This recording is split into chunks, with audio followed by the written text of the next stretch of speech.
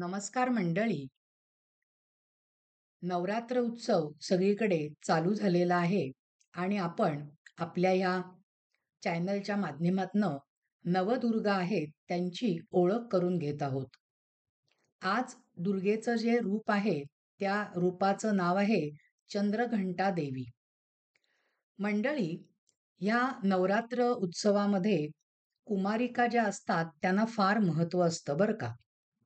त्यांना कुवारीण असं सुद्धा म्हटलं जातं. एका कुमारिकेला आपण जर का जेवू घातलं तर 10 सवाष्णींना जेवू घातल्याचं पुण्य मिळतं. वय वर्ष 2 पासून वय वर्ष 10 पर्यंतच्या मुलींना कुमारिका म्हणतात. वयाप्रमाणे त्यांना नावं आहेत. 2 वर्षांची असेल तर कुमारी म्हणायचं. 3 वर्षांची असेल तर त्रिमूर्ती म्हणायचं. 4 वर्षांची कल्याणी, 5 वर्षांची रोहिणी, 6 वर्षांची काली, 7 वर्षांची चंडिका, 8 वर्षांची शांभवी, 9 वर्षांची दुर्गा, 10 वर्षांची सुभद्रा. अशी वेगवेगळी नावं त्या कुमारिकेला दिलेली आहेत. आणि अजून एक इथे सांगायचं म्हणजे मंडळी, त्या घटाच्या भोवती जी माती पसरवून ठेवली जाते आणि त्याच्यावर जे धान्य पेरलं जातं ना, ते सप्तधान्य असतं बरं का. या धान्यामध्ये कशा-कशाचा समावेश असतो? तर साळ पेरली जाते. साळ म्हणजे काय मंडळी? तांदूळ म्हणजे पेरण्यासाठी सालासकट तांदूळ लागतात. त्याला साळ असं म्हटलं जातं. अजून कोणकोणती धान्य पेरली जातात? गहू आहे, ज्वारी आहे, बाजरी आहे, नाचणी, सातू, तीळ. तीळ नसेल तर मग करडई किंवा जवस सुद्धा चालतं. तर अशी ही सप्तधान्य पेरलेली असतात. मंडळी, आता आपण देवीचं जे तिसरं रूप आहे चंद्रघंटा त्याबद्दल थोडक्यात माहिती बघणार आहोत. नवरात्रातील तिसऱ्या दिवशी या देवीची पूजा करतात. तसेच 4 वर्षांच्या कुमारिकेची सुद्धा पूजा करतात. मंडळी, देवीचे हे रूप खूपच शांतीदायक आणि कल्याणकारी आहे. या देवीच्या शरीराचा रंग सोन्यासारखा चमकणारा असून तिला 10 हात आहेत. आपल्याला स्लाइडवरती ह्या चंद्रघंटा देवीचं चित्र, तिचं हे रूप दिसतंय बघा. हिच्या 10ही हातात शस्त्र आहेत बरं का. देवीच्या उजवीकडील 4 हातांमध्ये कमळ, बाण, धनुष्य आणि जपमाळा असते. 5वा हात अभय मुद्रेत असतो.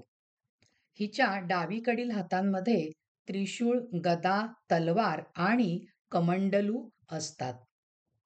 तर 5वा हात आशीर्वाद मुद्रेमध्ये असतो. श्रोते हो, हिचे वाहन काही ठिकाणी सिंह दाखवले आहे. काही ठिकाणी ती वाघावर बसलेली आहे. पण व्याघ्रारूढ हे जास्त बरोबर आहे. म्हणजे वाघावर बसलेली हे जास्त बरोबर आहे. शिवाशी विवाह झाल्यानंतर देवीने आपल्या मस्तकी अर्धचंद्र धारण करण्यास सुरुवात केली. त्या घंटेसारख्या आकारामुळे, त्या चंद्रामुळे तिला चंद्रघंटा असं म्हणतात. शुक्र ग्रहाशी निगडीत असं हे देवीचं रूप आहे. मंडळी, या देवीच्या उपासनेने भक्तांना दिव्य गंध जाणवतात. दिव्य आवाज ऐकू येतात. अलौकिक अनुभव येतात. ऐश्वर्य प्राप्ती होते. उपासक निर्भय व पराक्रमी होतो. चंद्रघंटेच्या आवाजाने दुष्ट शक्ती दूर पळतात आणि भक्तांचे रक्षण होते अशी श्रद्धा आहे. तर श्रोते हो, असं हे दुर्गेचं तिसरं रूप चंद्रघंटा देवी. मंडळी, आज आपण चंद्रघंटा देवीचं स्वरूप, तिची माहिती थोडक्यात बघितली. आपला हा भाग इथेच संपलेला आहे. तुम्हाला जर का हा भाग आवडला असेल तर ह्या भागाला लाईक करा, ह्या भागाला शेअर करा आणि अश्विनी साठे हे जे यूट्यूब चॅनल आहे त्यांना जर का तुम्ही सबस्क्राईब केलं नसेल तर लगेचच सबस्क्राईब करा. म्हणजे येणाऱ्या प्रत्येक व्हिडिओचं नोटिफिकेशन तुम्हाला लगेचच मिळेल.